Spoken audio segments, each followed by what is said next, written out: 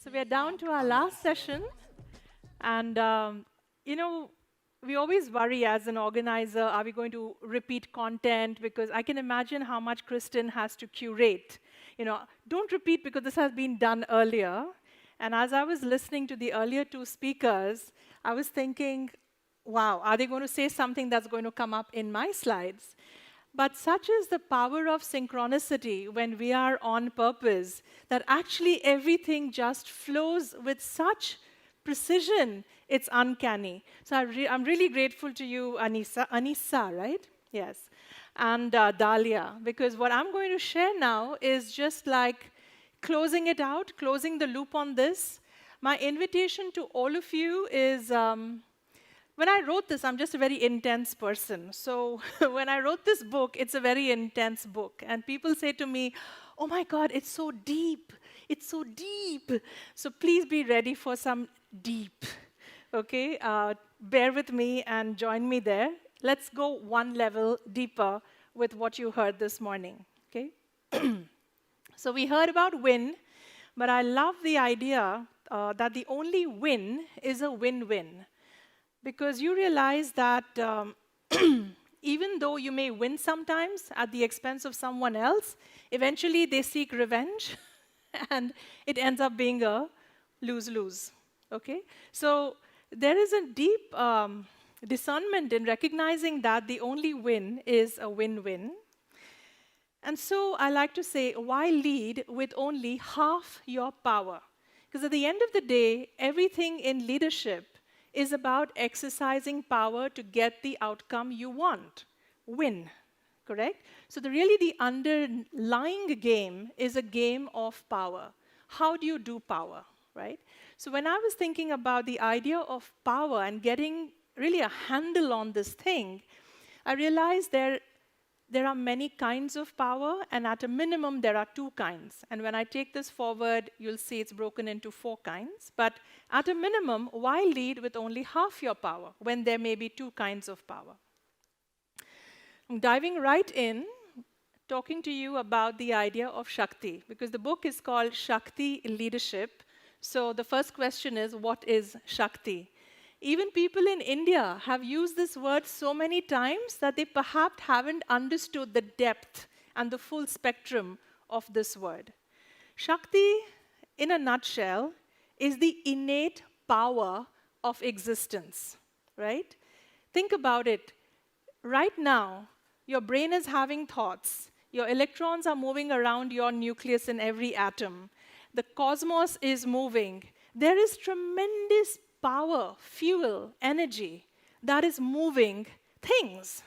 If this power, this fuel of existence didn't exist, there would be no existence. Okay? So pause and note that there is this tremendous power that's innate to existence. And that power is called Shakti. It's infinite, it's creative, it's inviolable, it's inclusive, because everything that happens in Shakti. What's interesting is that this is like the genius and the enduring legacy of India. And when I was talking leadership, I realized everyone's talking about power, but no one's talking about Shakti. So let's bring this wisdom from India, that is a universal idea, and let's bring it to the dialogue on leadership. So what's Shakti in leadership? Very simply, it's the power of presence. I heard the words earlier. We talked about presence in an earlier workshop. I don't know if you've gone deeply into what is presence, how do you cultivate presence. It's like centeredness and mindfulness. But when you are present, when you have stepped back from your ego, right, and you can stand in the ground of your true being, it's not a dull, dead, inert place. It's a profound, alive place. You are energized. There is a power that's moving through you. And that power is Shakti. Okay? So Shakti in leadership is the power of presence. Shakti gives you the agency to act. So presence brings you equanimity, but its accompanying power provides the creative energy to innovate conscious outcomes. Otherwise, we are busy creating win-lose and lose-lose outcomes. Okay? So I want a quick exercise on really checking in on your power base, right? Ask yourself, what is my power base? There is true power and there is false power. So true power, in a nutshell, is when we are doing win-win in any leadership transaction. It's doing power with, right? Where both of us can win and the outcome is what's for the best for all. It's the force for greater good, right? And it is based on Shakti, which is your internal source. It is unlimited. It cannot be taken away from you, and it lasts. Anything you create from Shakti lasts because that's what existence itself is wishing to evolve and bring forth. You're simply the agent through whom it comes. We know better the other, which is false power, which is typically what is the power we do when we are in some kind of a position that requires us to get things done and we're feeling powerless, okay? So we do win-lose, which is power over. Someone's trying to push the other one down, and sometimes a manipulative version would be to do power under, which is give your power away, right? It's the force of narrow self-interest in that moment. And most often, we exercise a power which comes from privilege, right? That is why everyone wants to be CEO. Everyone wants to be in a position of power, have the rank, have the visiting card, have the big car, have the status, right? So it's all about an external source that you're seeking and you're kind of reaching for. The thing is, these external sources are finite. I often tell the story of many of my uncles who are bureaucrats in senior positions in India. It's all about power, right? And they are little fellows, but they walk around looking very big. And people rush to open doors for them, right? And then they retire. And the day they retire, you don't recognize them anymore. They're like balloons who have just, right? They fizzled out and they wandered around like ghosts in the corridors of their home. And I look at my aunts and what happened to him, right? So that's because their entire life was built on the privilege that they had as a badge on the outside, their rank, right? And when that was taken away from them, they didn't know who they are anymore. Their identity was that, not the true self within, because they hadn't taken the time to get in touch with that, to cultivate that, to engage in relationship with that. They didn't know who they really are. They were their label, right? That's why I said it can be taken away from you. And worst of all that effort and energy to gain privilege and to put in the hard work, whatever you create from false power ultimately fails. My teacher would say it's like beating water in a cup. You feel very busy, right? And then you put your hand out, the water's gone right back, flat, correct? So much for that hard work. So, why not work with true power and get to Shakti? And we're all laughing at these ideas, but the truth is we are somewhere in between, right? Sometimes we work from true power, which we're doing power with, but sometimes when we lose presence, we fall into ego-based, fear-based strategies, right? And when I'm talking about ego, I'm talking about the small self that gets insecure. So some more deeper questions. Power over or power with? Ask yourself. Think of a key relationship in your life. How do you exercise power in this relationship? Is it mostly power over or power with?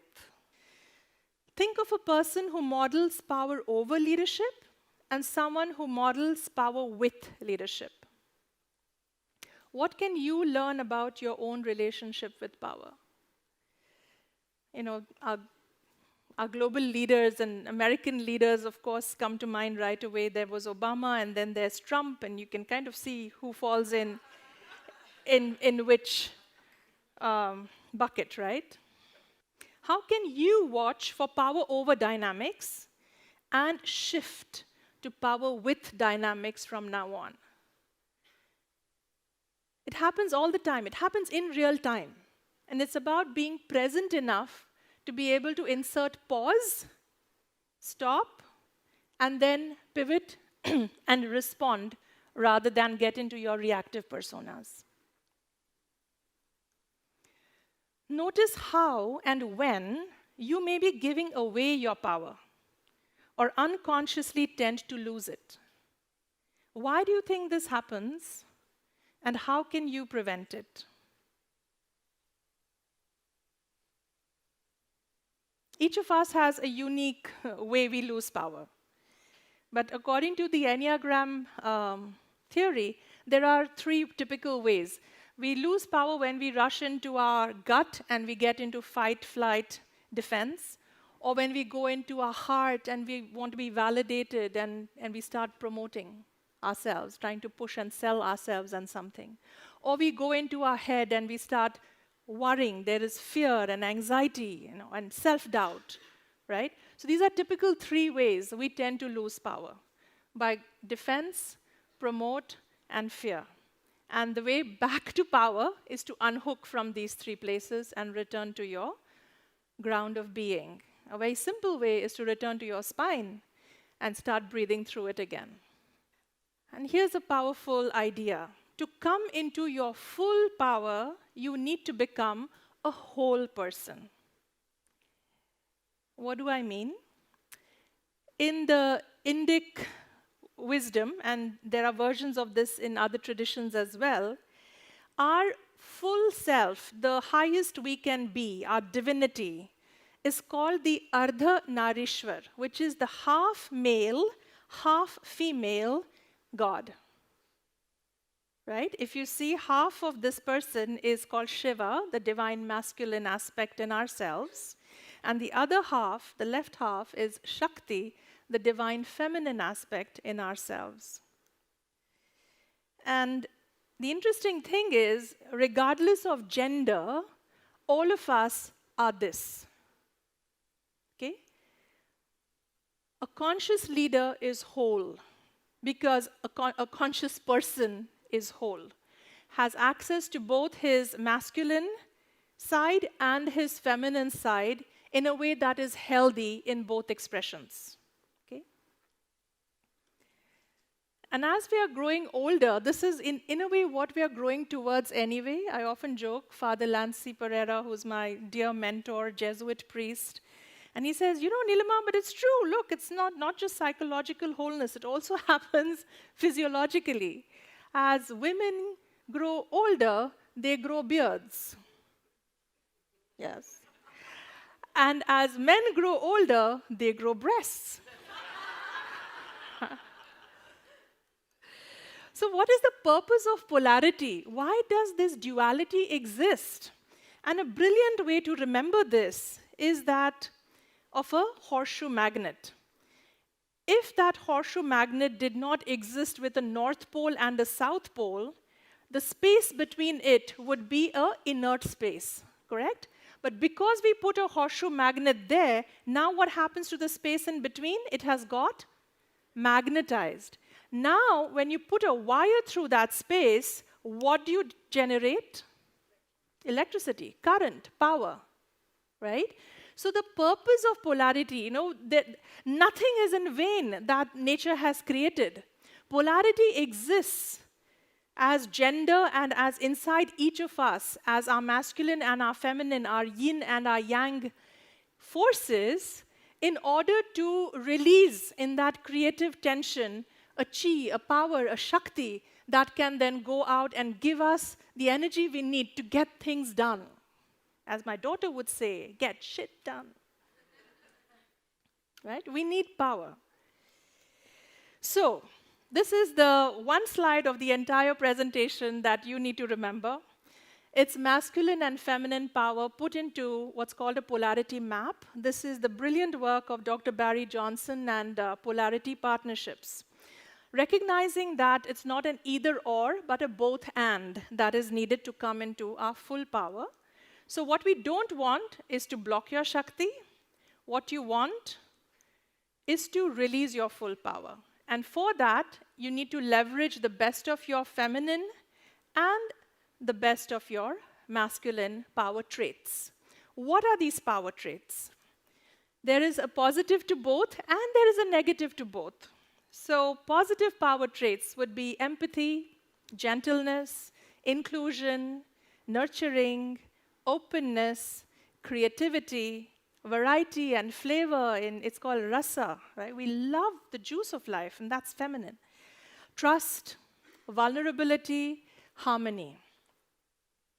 These are beautiful, necessary power traits. They give you agency, okay? And they're needed in leadership.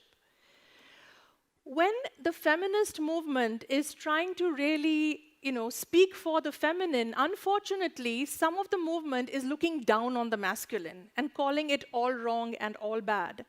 But they are looking at what's the unhealthy masculine, which is aggressive, cruel, mechanical, arrogant, insensitive, violent, power-hungry, spiritually empty. Now, these are words I haven't written.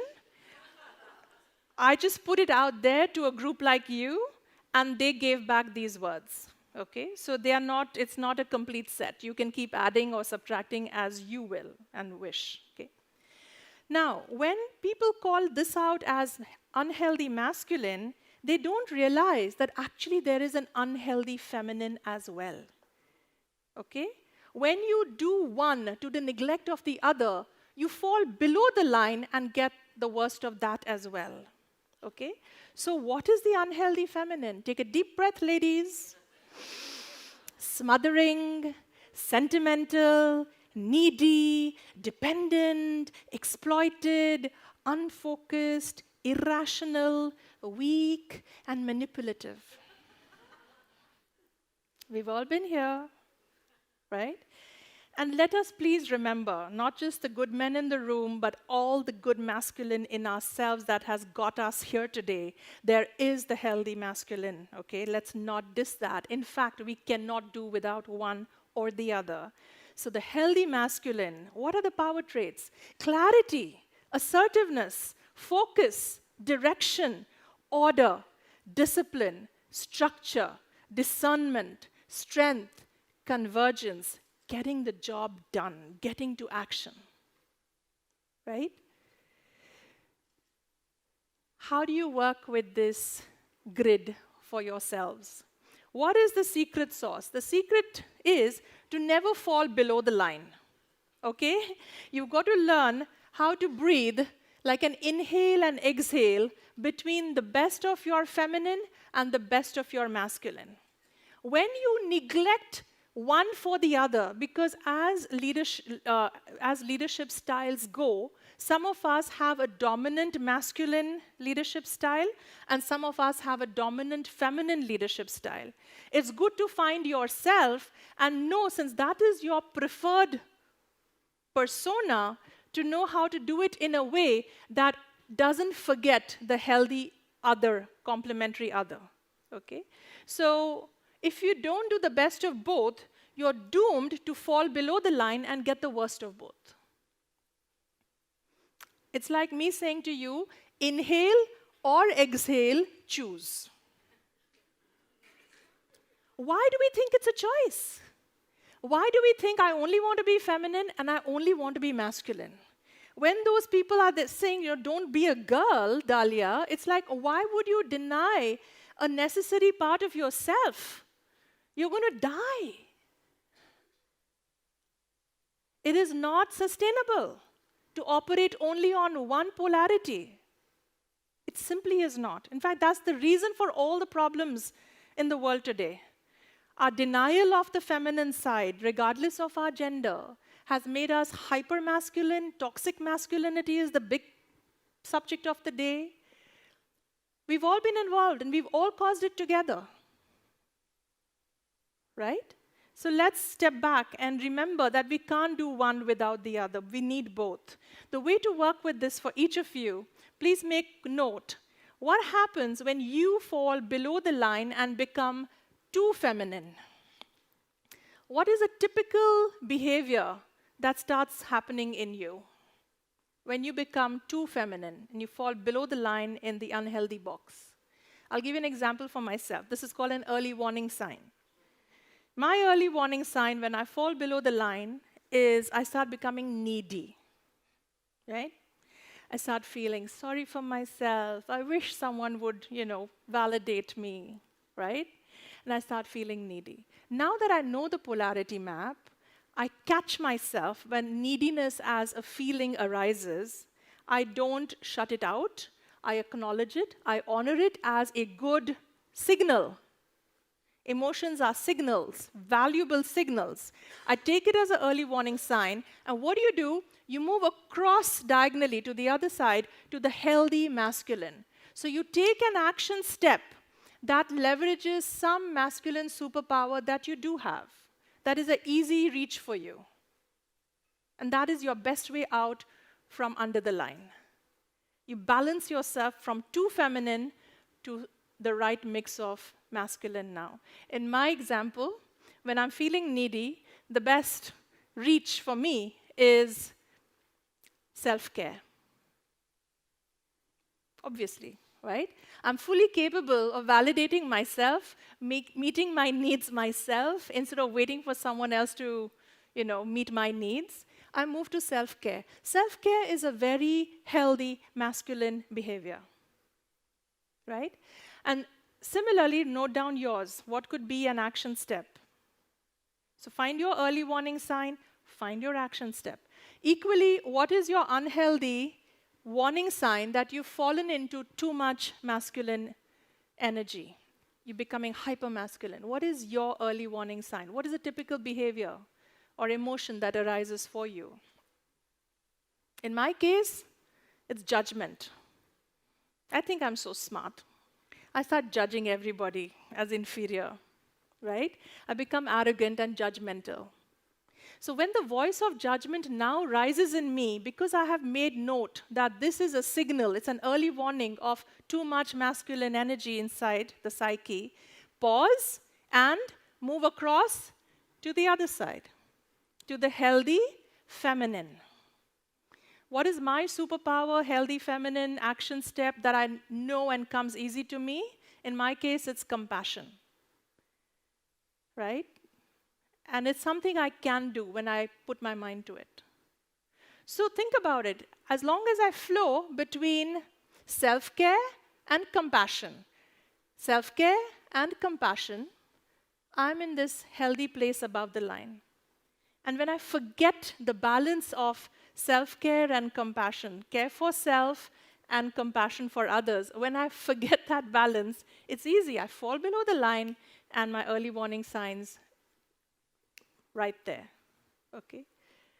So I hope each of you has been able to identify your early warnings and then your action steps. I love the way, when I was teaching this in Atlanta, this wonderful woman, Bonnie Wan, who's Taiwanese, she comes to me and says, next time my husband and I have a fight, I'm going to say, stop, let's separate. Now you go there, and I'll go there, and then let's come back and meet. And this is so true. This map can save your marriage, your relationship. I promise you. Okay, go and share this at home with all your significant others. All right, moving on. So where we get to is called the inner wedding, the dance of love and power, where your heartful man gets married to your mindful woman, right? And the masculine is the part in us that typically blocks things, right? So the inner man learns to say yes, opens boundaries up to vulnerability, and finds love. And equally, the inner woman learns to say no, Anissa, right? She creates those boundaries, those healthy boundaries needed to gain security and to reclaim her power. And we have to have both these capacities in ourselves. Psychological wholeness is the great holy grail we are after, the holy family reunion. And your individuated self is an aspect where you have access to your healthy parent, you have access to your healthy child, okay? You have access to your inner woman, and you have access to your inner man. And in a nutshell, if There's one line you remember from this entire talk. Let it be the wise fool of tough love. The wise is your inner parent. The fool is your inner child. Please remember to lighten up, keep that sense of wonder, laugh, play. It's medicine. We need our child. Okay? Tough with love. Okay? Tough is the inner man, love is the inner woman. Any leadership moment you're going to encounter will need one of these four and nothing else. This comes from Jungian psychology and archetypal psychology, that there are basically four core archetypes. Any situation will be met with one of these four. And if the situation isn't giving you the response you need and want, stop, reflect. Am I using the wrong archetype? Should I be doing fool when I'm being too wise? Should I be doing love when I'm being too tough? Okay? Very simply, one of these four is the master key for any leadership situation. The journey through the 5 elements of Shakti leadership, and in a way, this is the book launch of Shakti leadership in Singapore for the first time.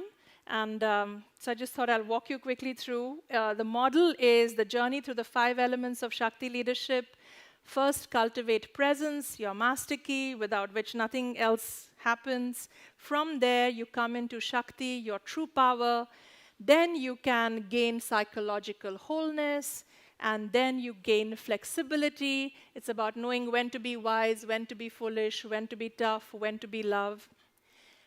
And bringing all that together to find your purpose and to live a life that's on purpose, to be congruent with who you are. The leader you are is the person you are. So that's congruence. We put a circle around this for the heroic journey, the work of Joseph Campbell and then Maureen Murdoch, that men and women journey differently to come into their wholeness, to come into their full power, to individuate, but the map is similar. It's just the versions are different. It's brilliant. How many of you know Joseph Campbell? Wonderful. I highly, highly recommend it. You will never be the same again. And the cycle keeps going on. We never perfect it, of course. Just when you think you've peaked one mountain, the next one awaits. But to come into any of these 5 power bases, you're going to have to make a journey. Nothing is given to you on a platter. Power never comes as a gift. You have to earn it. That's the only way you're going to be surviving. Otherwise, you haven't earned your space. In closing, exercise power mindfully. Do win-win power with, not win-lose power over. It's about masculine and feminine power, not masculine or feminine power. It's time to restore gender relations. They're deeply broken right now because of the patriarchy that both have actually contributed to causing. But it's time to restore these gender relations. It's time to become a whole man and a whole woman in order to become a whole person and a whole leader. We have a Shakti mission to create 100,000 Shakti leaders by 2030, building a global network of 100,000 Shakti stewards who collaborate to create peace, prosperity, and beauty through the exchange of multiple forms of capital. Let's rise in love together instead of falling in love and making each other less than who we are. We have a fellowship program, a 9-month program certified with the University of San Diego. Look it up on our website. We would love to have you. Women from all over the world, they go through a deep journey of self-transformation. And what then they create as their game-changing projects are just amazing.